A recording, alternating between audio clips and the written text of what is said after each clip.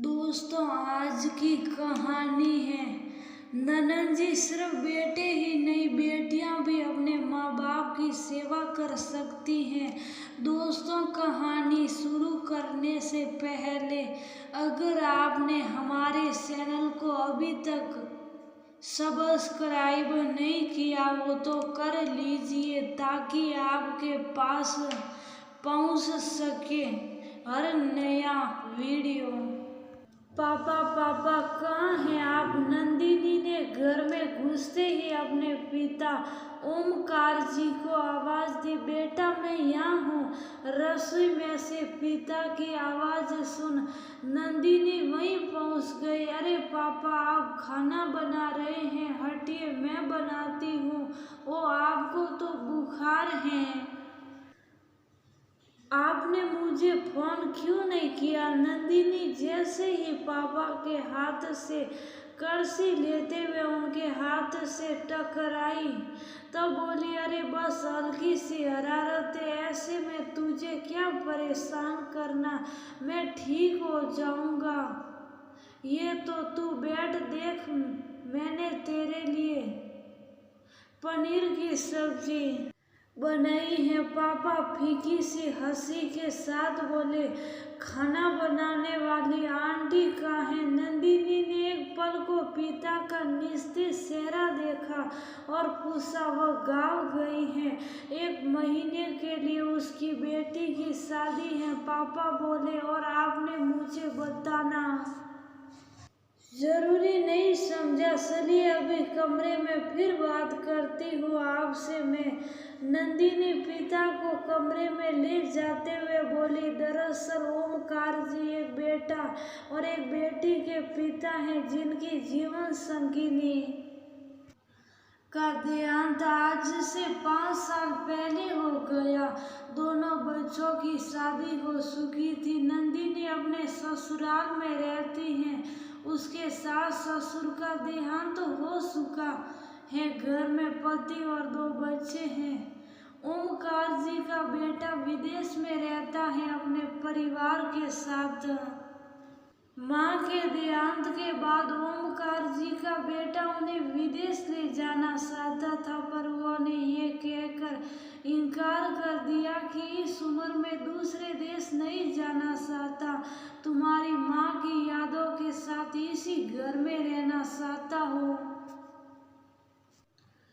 तब नंदिनी ने पापा के लिए घरेलू सहायिका की व्यवस्था की थी, जो उनका खाना, कपड़े, बर्तन सब करती थी, जो अब छुट्टी पर गई हुई थी। नंदिनी ने अपने पिता को जब आने की सूचना दी तो उन्होंने ये नहीं बताया कि उनको बुखार है या सहायिका छुट्टी पर गई है। नंदिनी पिता को कमरे में ले जा रही थी, साथ ही सोच रही थी, काश वह एक बेटा होती तो कम से कम अपने पिता की देखभाल तो कर सकती थी। बेटियों को तो ईश्वर ने शादी के बाद मजबूर बना दिया है। मजबूर। अचानक उसके दिमाग में ये शब्द गूंजा, नहीं, बेटियां मजबूर नहीं होती। मैं मजबूर नहीं हूँ। जब मैंने अपने सास ससुर की बीमारी में तन मन से सेवा की तो पिता की क्यों नहीं? पापा, जब मैं घर जाऊंगी आप भी मेरे साथ चलेंगे? बिस्तर पर लिटाते हुए नंदिनी बोली, पगली, सारी जिंदगी गुरूर से जिया है तेरा पापा, अब बुढ़ापे में बेटी की देहरी पर रहने से सब मिट्टी में मिल जाएगा। ओमकार जी बोले, नहीं पापा, आजकल बेटा बेटी में कोई अंतर नहीं। आप भाई के यहाँ जाना नहीं चाहते तो अब मेरे सामने और कोई रास्ता नहीं। आप मेरे साथ चल रहे हैं, मतलब चल रहे हैं। नंदिनी बोली, नहीं बेटा, अपने पिता को यूं मजबूर ना कर। मैं इस उम्र में अपने गुरु से समझौता नहीं कर सकता, फिर तुझे भी तो सुनना पड़ेगा। नहीं नहीं, मुझे माफ कर बेटा, मैं तेरी ये बात नहीं मान सकता।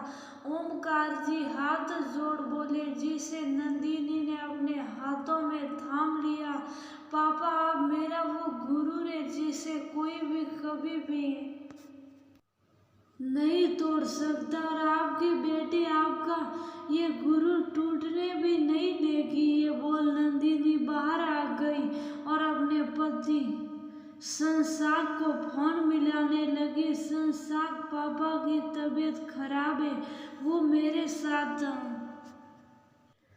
हमारे घर आना नहीं चाहते, इसलिए मैंने निश्चय किया है कि हम उनके साथ रहेंगे। क्या तुम्हें मेरा फैसला मंजूर है? नंदिनी बोली, क्या? पर ऐसे एकदम से कैसे, क्यों? जवाब की जगह संसार ने सवाल उछाल दिया, क्यों कैसे? बाद की बात है, जब बात मेरे सास ससुर की थी मैंने फर्ज निभाया। अब तुम्हारे ससुर की बात है तो बारी तुम्हारी है, क्योंकि मैं अपना फैसला नहीं बदलूंगी। तुम अपना फैसला सोच कर बता दो। नंदिनी बोली और फोन रखकर अपने पापा को अपना फैसला सुनाने चल दी। पापा, आपका ये अंतिम फैसला है, मेरे घर नहीं चलेंगे। नंदिनी ने आते ही सवाल किया, बेटा फिर वही बात? ओमकार जी लाचारी से बोले, तो ठीक है पापा, मैं यहाँ रहूंगी आपके पास। नंदिनी पापा के पास बैठती हुई बोली, ऐसे कैसे बेटा? ओमकार जी असमंजस में बोले, वो ऐसे। नंदिनी ने संसार से हुई बात बताई, पर जमाई जी राजी ना हुए। तो ओमकार जी खुश तो थे पर चिंतित भी। उसकी फिक्र आप मत कीजिए, वो देर सवेर आ जाएंगे। अब तो आपका गुरु नहीं टूटेगा ना, बस मुझे भाई को अपने फैसले से अवगत करवाना है। ये बोल नंदिनी पिता के गले लग गई। दोस्तों, क्या ये जरूरी है बेटे ही माँ बाप की सेवा करे? बेटी भी तो कर सकती है ना। कब तक बेटी मजबूर रहेगी अपने जन्मदाताओं के प्रति अपने फर्ज निभाने से समय है बदलाव का।